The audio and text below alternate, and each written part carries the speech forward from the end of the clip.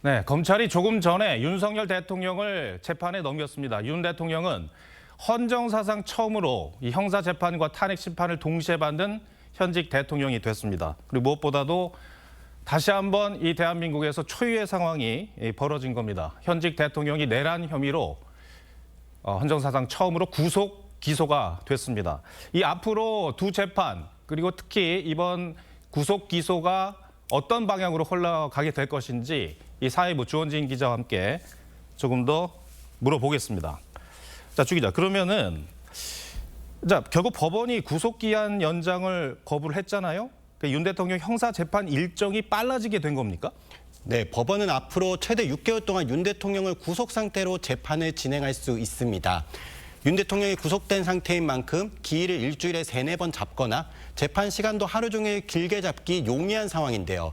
그래서 법원은 통상 구속재판의 경우 6개월 안에 선고를 하는 경우가 많습니다. 다만 재판이 더 길어질 경우 검찰 측이 윤 대통령의 추가 혐의를 더 찾아가지고 구속영장을 다시 받는 방법을 택할 것으로 보입니다. 그러니까 지금 하나는 형사재판, 법원에서 형사재판, 내란 혐의의 형사재판이 벌어지는 것이고 또 한쪽에서는 헌재의 위헌과 관련된 그 재판이 또 두 가지 재판이 벌어지는 거잖아요. 그러면 어떤 게 더 먼저 나올 것인지 이런 것들도 굉장히 좀 여파가 많을 것 같은데 어떻게 전망을 합니까? 네, 중요한 부분인데요. 네. 헌법재판소는 현재 4월 18일에 문영배 이미선 재판관의 임기 만료를 앞두고 있는 상황인 만큼 그전에 최대한 탄핵 심판 선고를 하는 방안을 검토 중입니다.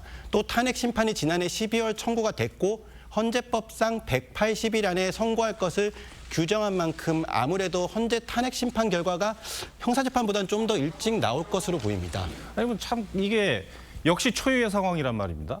헌재 결정이 빨리 나오면 그 결정이 이 형사재판에 당연히 영향을 미치지 않을까요?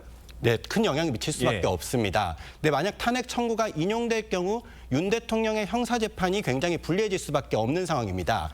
윤 대통령이 이제 현직 대통령이 아닌 만큼 검찰이 체포영장 집행을 방해한 특수공무 집행 방해죄는 물론 다른 비리 등을 추가로 인지하거나 수사를 할 수 있는 상황이 되기 때문입니다.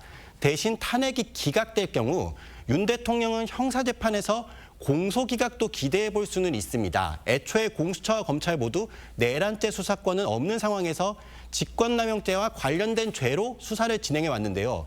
윤 대통령이 현직 신분을 유지하게 되면 헌법상 내란죄 말고는 처벌이 불가능하기 때문에 법원이 공소기각, 사실상 무죄를 선고할 수도 있는 상황입니다.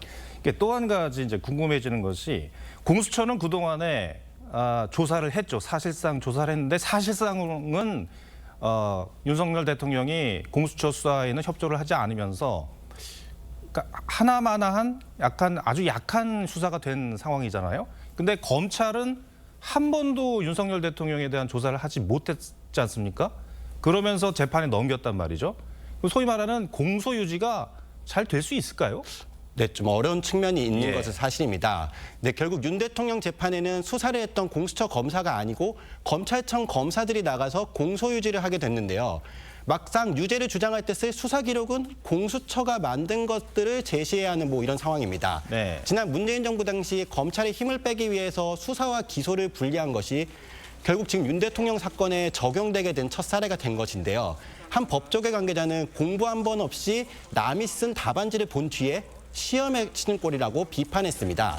다만 검찰은 또 공소유지에 문제가 없다는 입장은 내고 있습니다. 과거 네. 조국 전 장관의 배우자 정경심 씨의 사문서 위조 사건 수사 당시에도 공소시효가 임박해 소환조사 없이 불구속 기소를 한 전례도 있다는 것이고 그 유죄도 받았다는 것이고 특히 검찰은 김용현 전 국방장관을 재판에 넘기면서 공소장에 사실상 윤 대통령 내란 피해 사실을 다 담았던 만큼 관련 수사 기록으로도 윤 대통령 유죄받는데 문제가 없다는 입장을 유지하고 있습니다.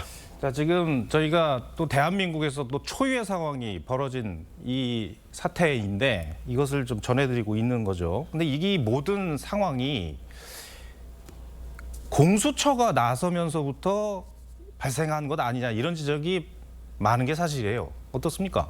네, 아무래도 공수처가 수사를 함에 있어서 법원이 이제 구속기한을 연장해주지 못한 상황이 발생할 수밖에 없었습니다.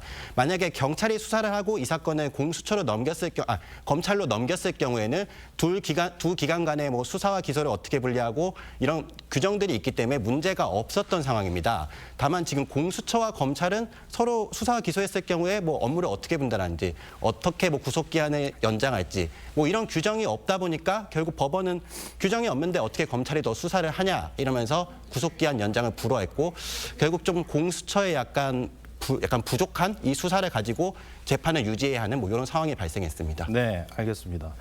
자, 저희가 뉴스를 준비하다가 6시 55분에 이 검찰 측에서 윤석열 대통령을 내란 혐의로 구속 기소했다라는 소식이 전해졌습니다. 급박하게 전해졌는데 저희가 지금 정리를 조금 해드렸고, 뉴스 말미에 이 대검찰청을 다시 한번 연결해서 새로운 내용이 들어온 것, 그리고 다시 한번 현직 대통령의 내란 혐의에 대한 구속 기소 내용 전해드리도록 하겠습니다. 자, 조은진 기자, 잘 들었습니다.